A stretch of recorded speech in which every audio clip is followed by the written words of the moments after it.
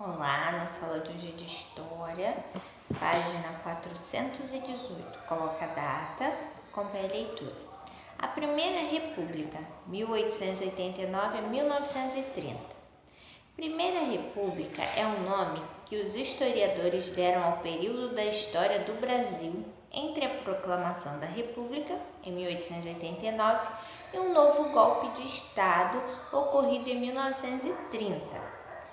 Esse período, por sua vez, é dividido em duas fases. A primeira, apelidada de República da Espada, de 1889 a 1894, quando o Brasil foi presidido por governantes militares. E a segunda fase, chamada de República Oligárquica, de 1894 a 1930, quando o controle político foi alternado entre oligarquia, cafeira paulista e a elite rural mineira. O primeiro presidente do Brasil foi o Marechal Deodoro da Fonseca, eleito de forma indireta pelos deputados federais e senadores, sem a participação da população, não foi por voto. Ele foi eleito pelos deputados e senadores da época. Ele tentou consolidar a República do Brasil de forma ditatorial, posicionamento não aceito por grande parte da população. Diante da grande insatisfação popular, ele renunciou, ele pediu para sair em 1891 e assumiu então o vice-presidente Marial Floriano Peixoto, que governou também de forma autoritária, mas conseguiu restabelecer a ordem política. Aí tem a foto do Marechal Deodoro da Fonseca e do Marechal Floriano Peixoto. O primeiro presidente civil foi o Prudente de Moraes, eleito em 1894.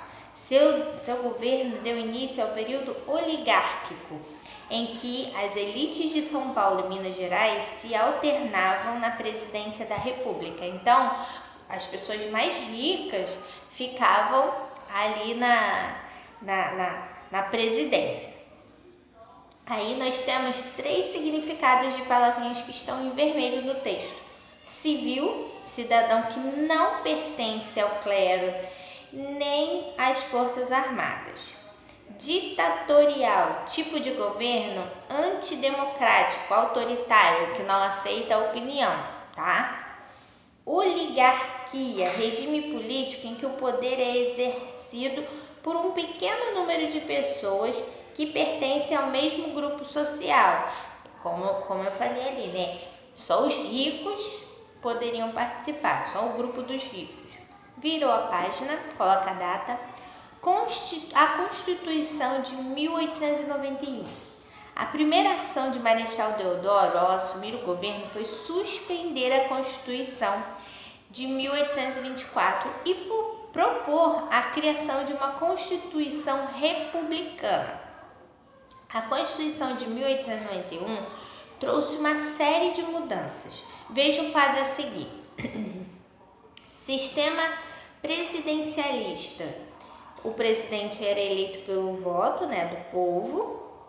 E o direito a voto era restrito a homens maiores de 21 anos e mulheres e analfabetos, quem não sabia ler nem escrever, eles não podiam votar. Outra, divisão em 3 poderes: poder executivo, poder legislativo e poder judiciário. O presidente é o chefe do executivo. Ele governa a população e administra os interesses públicos cumprindo a Constituição e as leis. Os deputados e senadores formam o grupo legislativo, fazem as leis para o país. Os juízes formam os grupos judiciário e garantem o cumprimento de normas de leis. Nessa divisão, que permanece até os dias atuais, cada poder tem uma função específica e limitada, de modo em que não pode interferir uns nos outros. Por exemplo, o poder executivo não pode interferir no judiciário, no legislativo. Cada um tem o seu grupo. Estado laico. princípio que garante a liberdade e a imparcialidade em assuntos religiosos. Não apoiam nem discriminam nenhuma religião. Em países laicos como o nosso, a religião não pode influenciar nas questões do governo. Então, assim, cada um tem a sua religião, a sua opção e não pode ser interferido. Atividade número 1. Explique de que modo ocorreu a primeira eleição brasileira para presidente. 2. Na promulgação da Constituição de 1891, quem participava das decisões políticas do país? Justifique sua resposta, tá bom? Beijo!